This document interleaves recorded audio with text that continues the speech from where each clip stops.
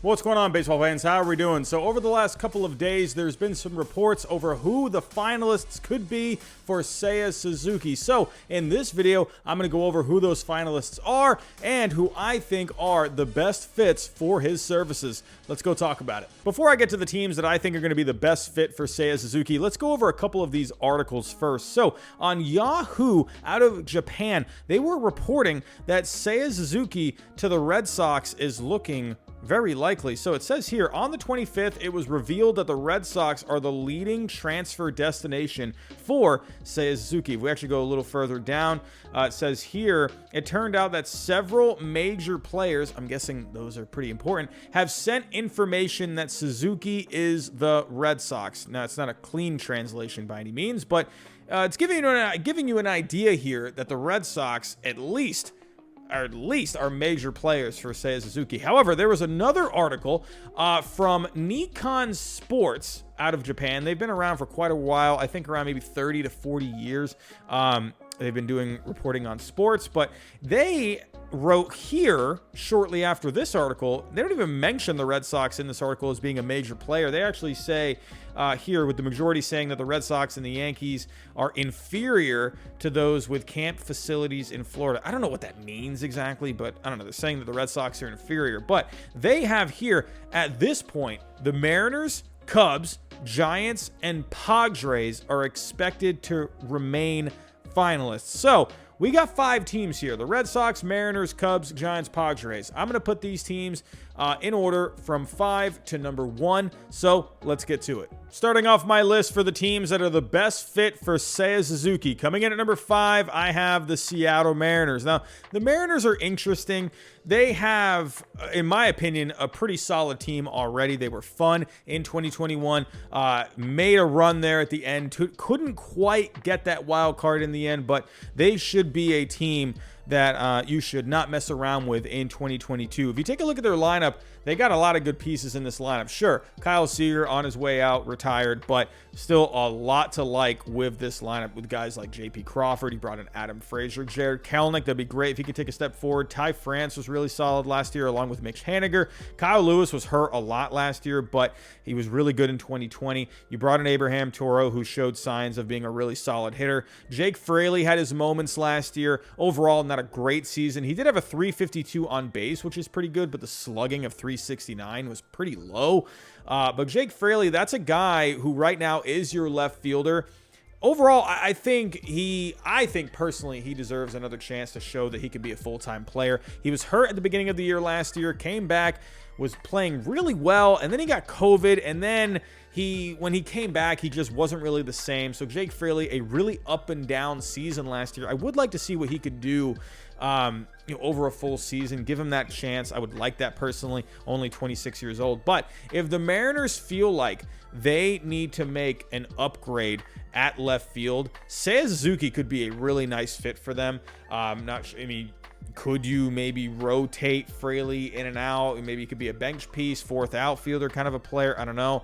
But the Mariners right now, there's not a lot of wiggle room when it comes to who's going to get the playing time. And don't forget, you also have Julio Rodriguez down in the minor leagues. Could he make an appearance at some point in 2022? We'll have to wait and see. But if the Mariners feel like Jake Fraley's not the guy, Seiya Suzuki would slide in nicely in left field. But at number 5, I have the Mariners. At number 4, I have the Chicago Cubs. The Cubs are an interesting team here. Their team, they're in full, not rebuild mode, but in retool mode. Someone like Seiya Suzuki, I think would be really nice for them, over the next couple of years. If he ends up being a really good bat in the major leagues, that could be a nice middle of the order bat as you retool your team here in Chicago. You have some guys right now who are pretty much taking up these positions. Now, Rafael Ortega, he's been up and down in his career, going from the minor leagues to the major leagues, but he did really well last year. Not great defensively out there in the outfield, but I think it's worth seeing what else he has when it comes to his bat. He had 291 last year with a 360 on base and a 463 slugging with 12 stolen bases. He did really well. He is almost 31 years old, so that is one thing to take note of. But I don't know. Could you maybe move him? Possibly. Sure. I wonder what he's going to do for you in 2022. We'll have to wait and see. And then you got Jason Hayward in right field, where at this point his contract is just completely just holding you up here. I mean, you still got a couple more years of him. He had a bad season last year. At this point, I would think the Cubs would love to have an upgrade over Jason Hayward, but they do love him there in Chicago. He's good in the clubhouse, so I would imagine the Cubs aren't really in a rush to move away from him. And then you also have Ian Happ. He played better towards the end of the year last year, but overall not a great season. Switch hitter, did well in 2020, but we'll have to see what he can do in 2022. Seiya Suzuki, I think, could be a nice option. And also, don't forget, they signed Clint Frazier, so he, as of right now, is listed as their designated hitter. So, you know, you got some a bit of a logjam here. Where would Seiya Suzuki fit? But in terms of their retool, I think Suzuki, you know, once some of these guys, if Ortega ends up not really being that guy for you, Hayward comes off the books in a couple of years, Clint Frazier, if he doesn't amount to anything, Seiya Suzuki could be a guy that you turn to. But I think Suzuki would make some sense for the retooling Chicago Cubs. Coming in at number 3, I have my Boston Red Sox. This is an interesting one. Now, we just looked at that article earlier. I don't know if it's true or not. I'm not going to bank on it just yet until I see something official, but they're saying the Red Sox are leading for Seiya Suzuki's services, and, you know, major players are saying that he's going to be a Red Sox. We'll have to wait and see. As of right now, Suzuki would make some sense. In left field, as of right now, you have Jarren Duran. I am, you know, a Jarren Duran fan. I'm excited to see what he can do in his career. This guy in the minor leagues really turned it around in the last couple of years. This guy started adding some power.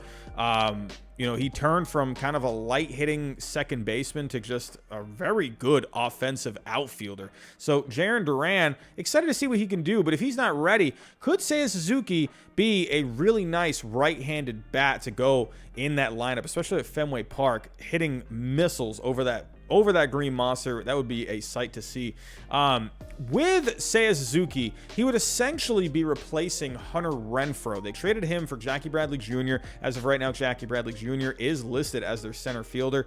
So if you were to bring in Seiya Suzuki, I would imagine you are going to probably move Jarren Duran as more of your fourth outfielder if you wanted to do a bit of a platoon with, you know, Jackie Bradley Jr. and Seiya Suzuki. That works too. Jackie Bradley Jr., obviously with the glove, you're going to get a lot out of him, but the bat last year was really bad. I think the Red Sox can find a way to get him back on track. Personally, I think that obviously they know Jackie Bradley Jr. with his years with the Red Sox. So I think Seiya Suzuki would be a nice platoon bat complement, a righty bat to go with a Jackie Bradley Jr. Or if you go with someone like Jarren Duran, don't forget Kike Hernandez can go play out in center field too. You know, and then again, who would play second? I don't know. There's the thing with the Red Sox where it helps in their favor is they have flexibility. You know, guys can move around. You know, Jarren Duran, if he wants to, you know, if they have him go to the minor leagues for a little bit more. But Suzuki would make some sense. He would essentially be replacing Hunter Renfroe. Could you have a bit of a platoon there with Jackie Bradley Jr. and Seiya Suzuki? I think that'd be pretty fun. It'd be pretty fun to see Suzuki hitting tank shots over that green monster. Coming in at number 2, I have the San Diego Padres. The San Diego Padres, they were supposed to win the whole thing last year, according to a lot of Padres fans last offseason, but a rather disappointing year for the Padres, only finishing at 79-83. That starting pitching really ran out of gas towards the end of the season. But the offense, you know, besides a few guys in here, obviously Fernando Tatis Jr., Jake Cronenworth was good, Manny Machado had a good year. Very lackluster. You know, it felt like it was a pretty underachieving offense. Now, where Seiya Suzuki would seamlessly fit would be left field. Nomar Mazara, who they brought in recently, is projected to be their left fielder at the moment. But to me, I think I would rather have Seiya Suzuki in this spot. That could be a nice jolt, maybe, you know, in the 5th or the 6th spot in your lineup. If he ends up being a good player and a good hitter in the major leagues, that would be a huge boost for the Mariners. The Mariners last year, they were an underachieving offensive team. If we go take a look here, the Padres only ranked 14th in offense. They had a negative 20.2 offensive runs above average. Now, yeah, sure. Again, they had these 3 guys, Tatis Jr., Cronenworth, and Machado. They hit well. But guys like Grisham underperformed. I mean, Hosmer, obviously, not great. I mean, they're trying to unload that contract if they can. Will Myers, I mean, I guess he was okay, but, you know, there's a lot more to be desired with the Will Myers. I don't know. I think Seiya Suzuki, he could really bring some energy into this lineup. And coming in at number 1, I think the best fit for Seiya Suzuki are the San Francisco Giants. Hey, they lost a couple of bats this past offseason, some pretty good bats. Buster Posey retiring, Chris Bryant most likely going elsewhere. Don't see the Giants bringing him back. Now, they have, if you look here, you got a lot of lefties in this lineup already. You got LaStella, Belt, Crawford, Lamont Wake Jr., Yastrzemski, and Dugar. And that's a lot of lefty bats. A righty bat like Seiya Suzuki to go in to left field with Lamont Wake Jr., he showed he was better off of the bench. He really did well in those pinch hit situations. But with Lamont Wake Jr. as your starting left fielder, the Giants only project to be the 20th best team when it comes to left field production in 2022.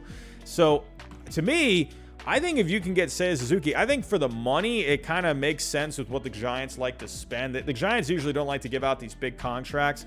So I think with Seiya Suzuki, though, you're probably looking at maybe anywhere from 40 to 60 million to bring this guy in. I think that makes some sense for the Giants. It's a West Coast team. I think it just makes a lot of sense for him to play here. And to me, I think the Giants would love to have that righty bat in this lineup. So those are my thoughts. Tell me what you think down below in the comments. Where do you think Seiya Suzuki should sign? What team do you think is the best fit for his services? Let me know down below in the comments. But that's all I have for right now. Thanks for watching, and I'll talk to you next time.